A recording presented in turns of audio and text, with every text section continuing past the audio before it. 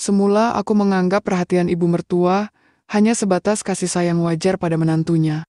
Perhatian yang seharusnya memang tercurah sebagaimana mestinya. Tapi rupanya, apa yang terjadi padaku justru sebaliknya. Ibu mertua justru menyayangiku lebih dari sekedar menantu. Bahkan, sampai peristiwa itu terjadi, aku masih tak bisa percaya dengan apa yang kualami. Dan semua itu bermula di mana aku baru saja menikah dengan Rina istriku. Namaku Bagas, dan usiaku kala itu 26 tahun. Sementara Rina istriku berusia 2 tahun lebih muda dariku. Dulunya Rina merupakan teman SMA adikku, Mita. Dan mungkin jika Mita tak mengenalkan kami, mungkin kami tak akan berjodoh hingga ke jenjang pernikahan.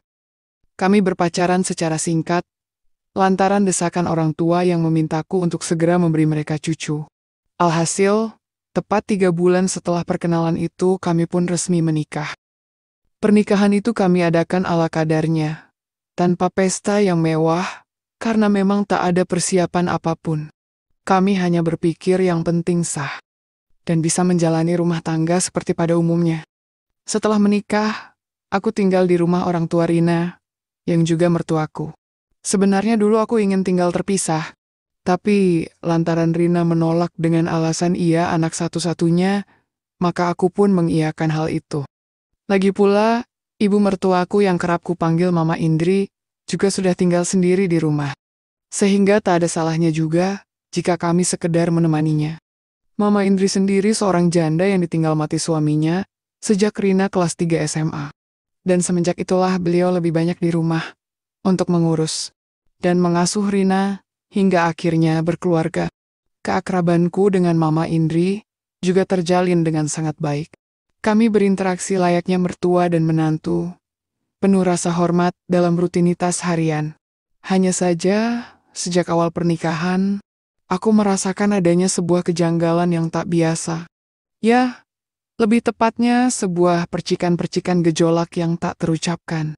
Terutama saat kami berpapasan atau bercengkrama santai bersama. Seringkali aku tanpa sengaja mendapati tatapan beliau tertuju padaku. Bukan sekadar melihat, melainkan menelisik dan mengunci pandangan terlalu lama. Bahkan tak jarang, saat kami bercengkrama bertiga pun, aku sering menangkap beliau curi-curi pandang dan baru membuang muka ketika aku menoleh ke arahnya. Awalnya aku mengira jika hal itu hanyalah perhatian ibu mertua pada menantu laki-lakinya. Aku juga menganggapnya hal itu sebagai wujud rasa sayang pada umumnya. Tapi jauh di lubuk hatiku, entah kenapa, kadang ada bisikan yang mengatakan bahwa dugaanku itu keliru. Terutama pernah suatu ketika, saat istriku baru berangkat kerja. Ada hal janggal yang membuat penilaianku pada beliau sedikit berbeda. Aku yang pagi itu hendak ke dapur untuk sarapan, tak sengaja menoleh saat lewat depan kamarnya. Langkahku mendadak terhenti, tatkala mendapati segitiga yang kuyakini adalah milikku ada dalam genggamannya. Loh, Mah, itu kan CD-ku? Mendapati aku mematung di ambang pintu, Mama Indri pun salah tingkah. Buru-buru beliau melempar itu ke keranjang baju yang ada di depannya. Iya guys, tadi pas ambil jemuran, Mama nggak sengaja bawa itu. Sejenak, aku mengerutkan kening. Dari gelagatnya, aku tak yakin jika ia berkata jujur. Apalagi aku ingat, sudah beberapa hari terakhir si Dwi itu tak ada di lemari atau jemuran. Aku juga belakangan sudah jarang menggunakannya. Aku jadi berpikir, apa mungkin ia sengaja mengambilnya untuk tujuan lain? Masak sih? Gumamku mencoba menepis pikiran itu dan menganggap hanya kebetulan belaka. Pernah pula suatu siang, di mana aku hendak mengambil air di kulkas. Mendadak aku sedikit terpaku mendengar pintu kamar mandi, samping dapur terbuka, disertai uap yang membawa aroma sabun. Mama Indri muncul dari balik pintu dengan menggunakan handuk. Rambut basah serta 2 anugerah yang seolah menyapa, membuat jantungku deg-degan. Selama sepersekian detik mata kami bertemu. Ada sedikit kepanikan dari tingkahnya. Tapi juga ada senyuman canggung seperti gejolak yang sulit diartikan. Mama, kataku tercekat, membuyarkan lamunannya. Maaf gas, Mama kira nggak ada orang. Katanya, Seolah pengakuan itu hanya tentang ketidaksengajaan. Padahal, siang itu ia tahu betul, jika di rumah hanya aku dan ibu mertuaku itu. Sebelum aku sempat melangkah atau bicara lebih jauh, Mama Indri buru-buru masuk kembali menutup pintu. Sementara aku masih tetap mematung sendirian, dengan jantung berdebar. Sungguh panorama itu bukan sekadar godaan semata, melainkan sebuah ungkapan, jika beliau ingin diperhatikan. Dan ya, entah mengapa sejak itu, penilaianku pada mertua sedikit berubah.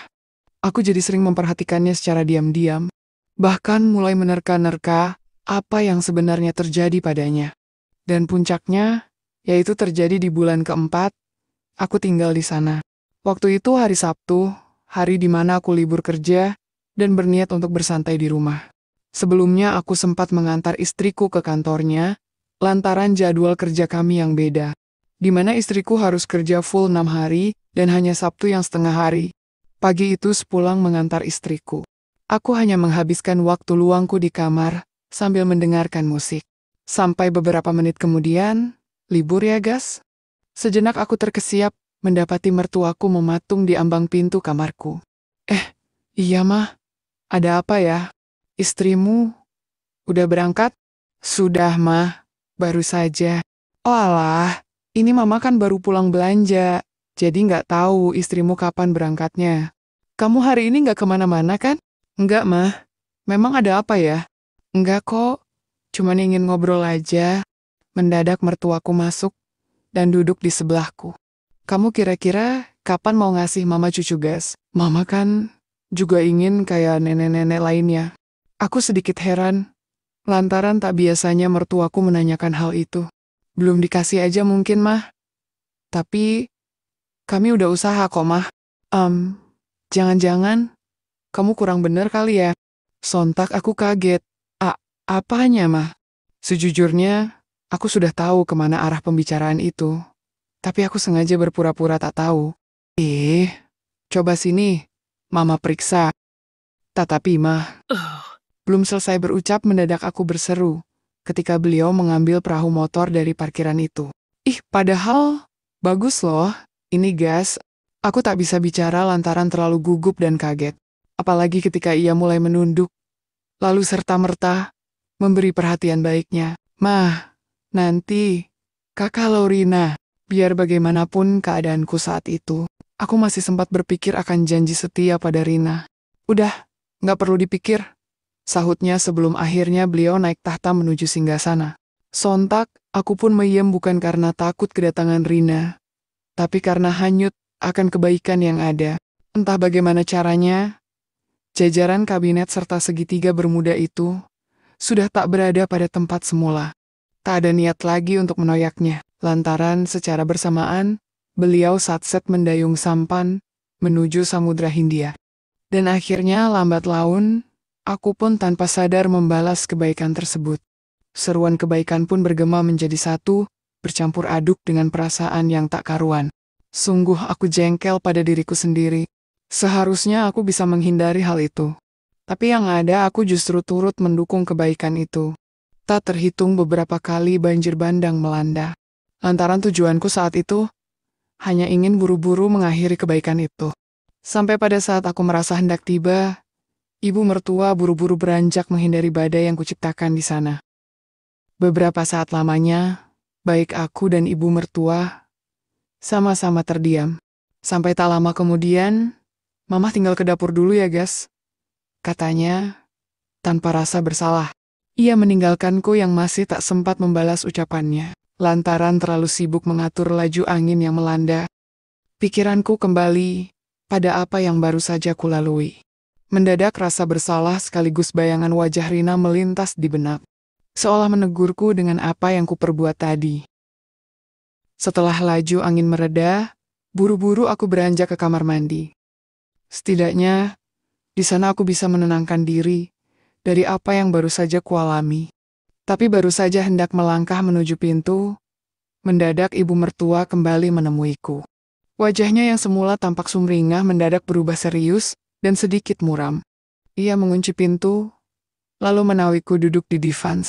Gas, tolong dengerin mama sebentar, kata ibu mertua, jauh dari nada genit seperti tadi. Kenapa lagi, Mah? Kataku tergagap. Bukannya menjawab, beliau justru menggenggam tanganku. Mama tahu mungkin ini kedengarannya aneh, Gas. Mama seharusnya hanya jadi mama mertua yang baik buat kamu. Tapi, Mama ingin jujur. Sejenak beliau menawik napas dalam. Memangnya, kenapa, Mah? Ini, soal perasaan Mama. Maksud Mama gimana? Sebenarnya sudah lama Mama ingin ngomong ini, Gas. Kamu bukan cuman menantu buat Mama. Tapi, kamu orang yang spesial, Gas. Mama cinta, Gas. Mama cinta sama kamu. Pengakuan itu seolah batu yang menghantamku telak. Rasa bersalahku langsung bercampur dengan kejutan. Kejutan yang benar-benar sulit untuk kuterima, tapi juga sulit untuk kuhindari. Mama, kok ngomong gitu? Kalau Rina tahu, Mama tahu itu gila, Gas. Mama minta maaf karena sudah merusak janjimu. Dan yang penting, Mama udah jujur sama kamu. Kata ibu mertua, sambil menitikkan air mata. Aku hanya bisa menatapnya, ketika selanjutnya beliau berlalu pergi dari kamarku. Aku tak berani membalas pernyataan itu. Lantaran khawatir aku akan makin terperosok dalam pengkhianatan itu. Di satu sisi, aku merasa iba. Tapi di sisi lain, aku marah pada diriku sendiri. Singkatnya, selesai mandi dan berdandan rapi, aku buru-buru beranjak menyalakan motor. Sebenarnya, aku tak ada jadwal keluar hari itu. Tapi lantaran tak mungkin harus berdua di rumah bersama ibu mertuaku, maka aku berpamitan memperbaiki motor, sekalian menjemput istriku. Aku hanya khawatir peristiwa tadi akan terjadi lagi jika aku tak pergi. Memang kuakui, bencana dengan ibu mertua sangatlah berbeda. Tapi aku juga tak sampai hati jika harus mengkhianati istriku lagi. Singkatnya, menjelang sore rupanya aku terlalu lama memperbaiki motorku. Alhasil, aku terlambat menjemput istriku, dan setelah ku telpon, rupanya Rina sudah tiba di rumah lebih dulu. Setibanya di rumah, kudapati istri dan ibu mertuaku sedang asik ngobrol di depan TV. Aku hanya menyapa mereka sebentar, kemudian beranjak ke kamarku. Aku sengaja tak ikut ngobrol, lantaran masih khawatir dengan apa yang tadi kualami. Sampai tak lama kemudian, Rina menemuiku di kamar. Sudah makan? Mas, dia menyapaku seperti biasa. Belum, Rin. Nanti aja, belum lapar. Sejenak suasana menjadi hening. Tadi gimana sama Mama, Mas? Mendadak jantungku berdebar mendengar pertanyaan itu. Pikiranku langsung menerka-nerka. Apakah Rina tahu apa Mama cerita pada istriku? Loh, kok malah bengong, Thomas? Rina memanggil membuyarkan lamunanku. Iya, Rin. Gimana apanya maksudnya? Ya, yang tadi itu, Mas. Sama mamaku. Aku menghela napas. Lantaran yakin, jika ibu mertua sudah menceritakan semuanya pada Rina. Akhirnya sambil menunduk aku berkata, maafin aku, Rin. Aku nggak bermaksud. Belum selesai kalimatku, istriku mendadak menjawab. Tadi Rina yang nyuruh Mama seperti itu sama kamu, Mas. Sontak, aku kaget. Maksud kamu apa sih, Rin? Suaraku meninggi, berharap ucapan itu hanya candaan semata. Mas marah ya? Pertanyaan itu lagi-lagi membuatku bingung. Seharusnya Rina lah yang marah, bukan justru sebaliknya. Jadi kamu yang nyuruh? Rina mengangguk. Iya, Mas. Selama ini, Rina ngerasa belum sempurna buat kamu, Mas. Katanya membuatku merinding. Sebenarnya, Rina udah belajar sama Mama. Tapi, tetap aja Rina masih merasa Mas kurang bahagia. Maka dari itu, Rina nyuruh Mama tadi. Aku terdiam benar-benar tak percaya mendengarnya. Bahkan saat itu tak sedikit pun kudapati raut cemburu di wajahnya. Lalu, mulai kapan kamu mikir kayak gini, Rin? Tanyaku dengan nada dingin. Rina kasihan sama Mama, Mas. Sejak ayah meninggal, Mama gak pernah lagi, Mas. Lagi pula, daripada Mas cari di luar, kalau Rina nanti halim atau sibuk, kan mending sama Mama. Jawaban Rina begitu datar seolah ikhlas memberikan suaminya sebagai solusi permasalahan ibunya. Tapi Rin, bukankah aku ini belum sempat aku menanggapi logikanya itu? Rina lebih dulu maju, dan sebuah sambutan Ia haturkan di wiriwir itu. Ia begitu satset seolah ingin meyakinkanku bahwa ia juga mampu. Dalam kebimbangan itu, tentu saja aku tak mungkin menghalau kebaikan tersebut. Belum lagi bayangan ibu mertua tadi juga ikut menghadirkan gejolak baik. Perhatian demi perhatian ia haturkan, terutama pada perahu motor itu. Sayangnya di tengah kebaikan itu, kami sama-sama terkesiap ketika tiba-tiba pintu terbuka. Nampak ibu mertua mematung di ambang pintu dengan raut tenang, seolah apa yang ditemuinya adalah hal yang biasa. Maaf, Mama tadi nggak sengaja lewat, katanya dengan suara pelan. Ih, Mama ngapain sih? Kata Rina, membuat ibu mertua tersenyum. Rin, boleh nggak? Kalau Mama, katanya sambil mengedipkan mata seolah memberi isyarat untuk gotong royong keluarga. Sontak, aku kaget sekaligus ingin protes. Tapi lantaran lebih dulu Mama Indri melangkah masuk. Dan Rina dengan senyum penuh persetujuannya, akhirnya, tak ayal terpaksa aku pun menyelesaikan rapat paripurna itu bersama-sama.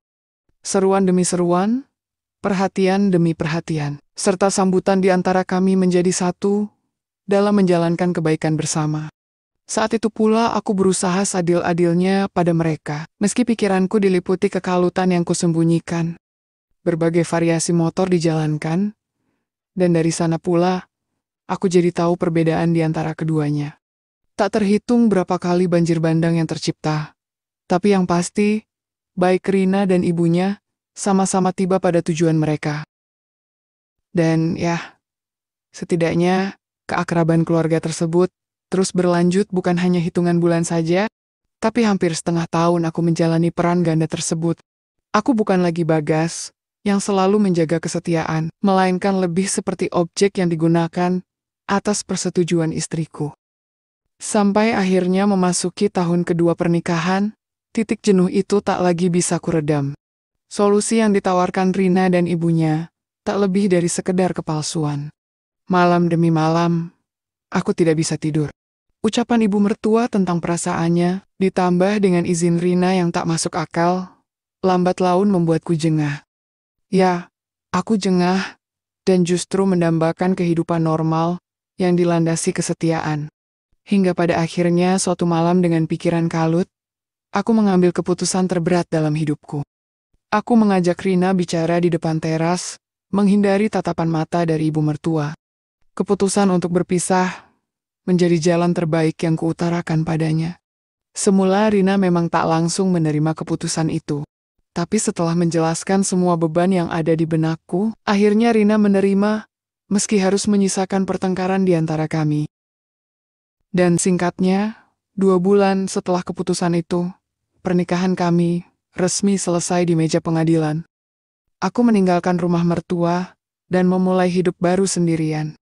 Membawa kenangan dan pelajaran baru, bahwasanya setiap pasangan mempunyai cara sendiri untuk menemukan kebahagiaannya.